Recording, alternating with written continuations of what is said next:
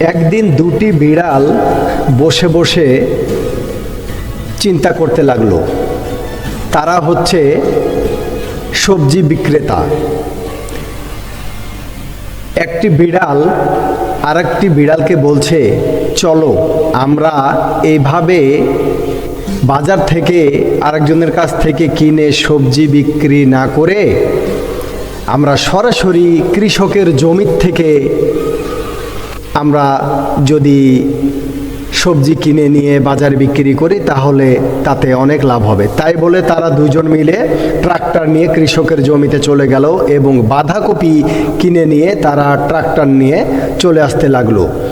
আর ট্রাক্টরের ওপর বসে থাকা যে একজন বিড়াল, উনি কপি আর ধরে রাখতে পারছে না, কপি এদিকে ওইদিকে গড়ে গড়ে চলে যাচ্ছে। এ হলো এক মজার গল্প।